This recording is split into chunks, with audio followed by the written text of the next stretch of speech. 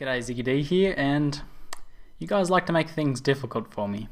So I kind of expected that a lot of people would vote for the two-handed sword shadow, but I also knew that a lot of people wanted to see ethereal knives. However, I didn't know it would be that even. Pretty much for the last 7 or so hours that I've been checking in every now and then, it's been a dead tie, and I've finally decided I'm not waiting anymore. You guys can't make up your minds. So I've called it a tie between ethereal knives and the crappy two-handed sword shadow build. And 71 to 71, 38% of you think I should take either one of those builds. Something like that. I can't math. Anyway, so I've decided to make an executive decision. And my executive decision is this. I'm going to go with the crappy two-handed sword shadow. Now the reason for this is ethereal knives. I've seen quite a few ethereal knives builds that work with other classes, especially like the Marauder, and I've seen some with the Templar. And I think it's something that I could revisit with another class, and I definitely plan on doing something with ethereal knives in the future because I think it's too interesting a spell to not do. However, I don't think I'm going to have another opportunity to try and make a crappy idea like a two-handed sword shadow viable. And I think there's a lot more potential for me to learn from that myself because I haven't played too many melee builds. I've mostly played ranged builds. And I don't know, showing you guys the planning process and trying to see whether I can make an idea like this somewhat work, exploring different skills and things like that. I feel like I might be able to teach you guys a little bit more. And there's already a really good knife on, to be honest, there's already a really good guide on the ethereal knives, Eldritch Battery Shadow. Invalesco writes fantastic guides, and if you guys really want to try that out, then I highly recommend going and checking that guide out. That was linked in the poll video. So, moving on, in this video, I'm going to take you guys through the planning process as I roughly plan out my build. Now, in no way will this be final, and I'll probably spend way too many points on the passive tree just showing myself the areas that I can look at. Because it's pretty much going to be something that I have to wing a lot of it as I play. Feeling whether, does my survivability feel okay? Am I putting out enough damage? Am I achieving my goals and things like that? And, is it safe enough for hardcore? We'll see. I fully expect to die, but we'll see how I go. So the first thing within your build is to think about your class and what you want to do with that class and sort of come up with a theme. I've done an explanation on how to plan out your builds before. And theming was something I often talk about in that as like a good starting point. Now the Shadow is obviously, half int, half dex. They have access to a lot of the ranger things, and sword and things like that are down here towards the duelist. Now I'm thinking defensively, we're probably going to want to take things like iron reflexes and stuff like that since we're going to be in melee range. But offensively, I think is the main point of theming for this. So we want to be quick. And I think we want to take advantage of the Shadow's natural, leaning towards lightning damage. They can head down towards the hunter, ranger. I always call it hunter, towards the range area and pick up like cold related things, especially like cold auras and things like that. But I think the Shadow has a really good leaning towards shock, and with a sort of like a fast, heavy-hitting shock focused build. I think that could be pretty interesting. We could see a lot of DPS just out of that alone, and that'll allow us to focus on damage. So I think we're going to sort of split off in either direction towards the witch area and towards the ranger and down towards the duelist a little bit. So that's sort of my theme. I want a fast moving, a fast hitting, shock stacking sort of two-handed sword shadow. So taking advantage of that theme, like thematic things that the Shadow has going for him, and applying it to my my weird idea of a two-handed Shadow build. So the next step after that is to take a look at skills. Now I'll link each one of these things for you guys that don't have either of these. Most of you can find the passive skill tree planner, I'm sure, but like this Path of Exile open beta quest rewards list here, you might not have that. So what I'll do is I'll give you guys a link to it. However, it's not completed, as you can notice here. This was filled out by Kriparian and a few other guys as they were going into open beta, and it's been improved a little bit since then, but it hasn't been fully filled out. Not too sure why, but hopefully someone will come out with a fully filled out one soon. Anyway, I'll link this for you guys to use, and we'll start planning out our skills for this. Now, I think Double Strike is going to be sort of like bread and butter single target for this build, which is good because the Shadow starts off with Double Strike. Now, the reason I think this is because Double Strike hits twice with one attack.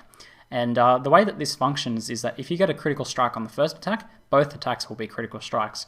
Now, this is This is, you know, not a huge deal in terms of damage because double strike scales your damage back by 30%, I think, reduces 30% of your damage. However, with something like shock damage, each time you crit with shock, you apply a shock stack. Now, if you crit twice by critting with double strike, you're applying two shock stacks. That's very difficult to say. 2 shock stacks twice. So that's not even right. I'm applying 2 shock stacks, okay? Now what that means is you're getting 80% bonus damage immediately from that attack. So if you're sitting there wailing on a single target, you're going to apply your shock stacks very quickly, probably in 2 hits if you have a high crit chance, or in a couple hits if you don't. So with a focus on crit and double strike and fast attacks, I think we're going to be able to apply a lot of shock stacks and get a lot of single target damage.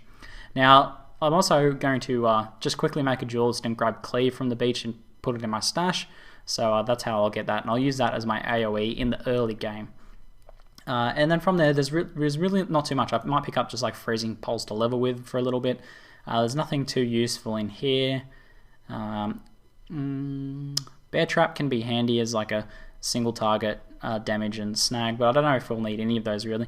A lot of these skills don't really help. I will be getting Wrath from the Shadow, which is the lightning damage aura, and that will be a staple of the build, so I'll be grabbing that. I think here I'll be getting Added Cold, which I'll use on my single target to begin with, and later on I'll put it on Lightning Strike, and that brings me to Lightning Strike, which is somewhere, yeah, here we go, I've got it highlighted, down at Clarissa. So we get Lightning Strike, so that'll be our main AoE. We'll ditch Cleave in favour of Lightning Strike then.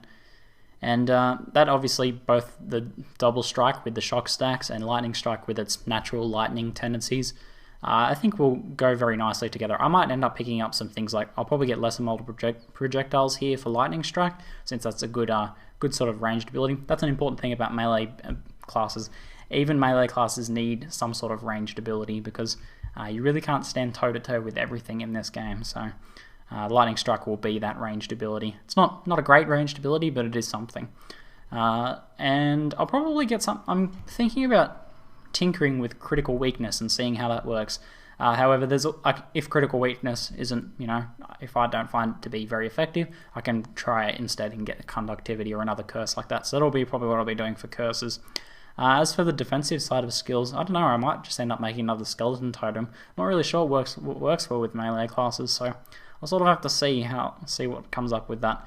And I think that's the main things. Everything else from that point onwards will just be filling out supports and any other utility skills. So that'll be the main things there.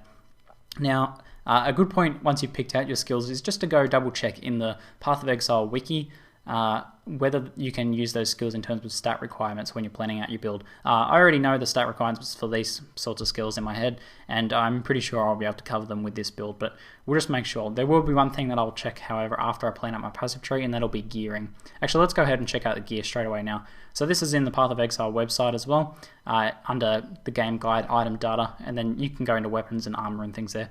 I'll probably leave links to these in the description as well. So in terms of two-handed swords, we've got dexterity and strength requirements of pretty high here on the great sword. Let's see, from 50 onwards we've got the tiger sword, which is high attack speed. I want to stick with high attack speed ones, and the this sort of ethereal sword here, the wraith sword. So tiger sword, wraith sword, reaver sword's also quite good. It's the fastest of the lot. Also has fairly low requirements, so that might be a good one to use.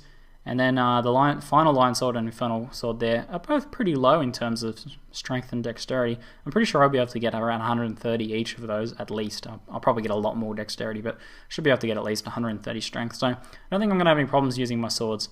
I think this is because two-handed swords are split dex and strength, so as long as you've got enough of each of those, they're not too bad. Ones that use only strength or only dex can get a bit higher in the requirements, like some of the high-level bows can take like 180 dexterity, so that's something you need to be aware of. In terms of armor, pretty much our endgame armor will be the Assassin's Garb here, and that has 180 dex requirement, which we should be able to achieve that. But earlier before that, there's we've got like the Zodiac leather there. That's quite high actually. There might be Exquisite Leathers is a little bit lower, and then it gets a fair bit lower from there. So we might be able to get a sort of medium level 51 here. We should be able to support fairly easy. Yeah, we should be able to support that just fine. So let's go ahead and plan out a bit of a passive tree here. So starting off with attack speed, I'll grab that movement speed node. Actually, I don't think that'll be essential. I'm not playing a kiting cast. We'll get acceleration here. That's excellent. 12% attack speed, 20 dexterity. I'll grab all that life. Intelligence and crit strike. Perfect for this. Lightning damage shock there. I won't grab that 6% one there. It's not really worth it. And I can't head through this way anyway. I don't need either of these. We'll probably get that life. I'll also need some strength pretty early on. So I might even, when I first start, come down here and grab that strength straight away. And then go up and grab them. Come through here, there's also some additional strength there, which we will need. I'm pretty sure I want to go up through here, so let's go movement speed, evasion, energy shield. Do I want? No, sorry, that's not. I was thinking of an alternative build that used energy shield, but we're not going to be going that route, so let's go ahead and chuck those in there. We will probably want to get up, or we might not need that life, we'll see. Mind Drinker for Mana Leech will be very important for Lightning Strike. Lightning Strike, it's very expensive. We've got Arcing Blow. So this is sort of our efficient starting point here. From there, we really want to head down and grab some Iron Reflexes and that. So to fill out our stat requirements, how much does that give us? 74 and 150, 92. That's heaps already. So we might not even need those. We can respec out of like strength here if we don't need that later on, but we'll see. So heading down here, just bypassing everything. Celerity is there if we want extra move speed, but I'm going to avoid it for now just to keep the build a bit leaner. Iron Reflexes, so converts all evasion to armor. That'll be essential for a melee build. Of course I'll get Diamond Skin there. 15 to all elements is pretty much a no-brainer. Golem's Blood and all the life here. I'll avoid the 4% life regens because they're not really worth the points, I don't think, for this build. Head down Strength and Unwavering Stance, which is always a nice combination with Iron Reflexes since it removes your evasion, but you've already had your evasion removed anyway, so that's nice. And Berserker King, or Berserking, is 15%, so that's definitely one we want there. Now, I'm pretty sure there's some excellent sword nodes in here somewhere. Where are they? There's one that's attack speed and... yeah, I think we'll grab these ones here. I don't want too many damage nodes, but we do want to get a few there. Let's come up here and we'll grab this strength and mana there, just in case we need extra stats. We've got excellent life nodes there. And where was that other sword passives? Aha, here it is. So we're going here, two-handed melee, two-handed speed, and Wrecking Ball, which is fantastic. 10% physical damage and attack speed. So that's a lot, I think, now in terms of offensive stats. We might not even, to be honest, we might not even need any of these ones here. Let's get rid of those. So that's the outline of that. Now, I was thinking about maybe Eldritch Battery might be handy in this build. I don't know, I'm keen to try it out. But we'll head up here. How are we going for stats now? Can we support everything? We need a little bit more strength, to be honest. But we're going past the strength node here, so we'll grab that one. These lives also quite good. Fitness is good, so we'll grab that life. Still 30 points left, so we're not going too badly there. Grab that. We'll grab Chaos Resistance. That's a nice 16% node, and it's pretty hard to get Chaos Resistance. Now, I've sort of been neglecting crit a little bit. Yeah, okay, so I wanted to get these two crit nodes here, but not the rest of those ones because they're all quite small. So 15 and 45 is 60 for 2 points. Is very nice. And now, Crit Strike Multiplier is an interesting one because our primary focus with the crits is to get those shock stacks and that'll give us most of the damage.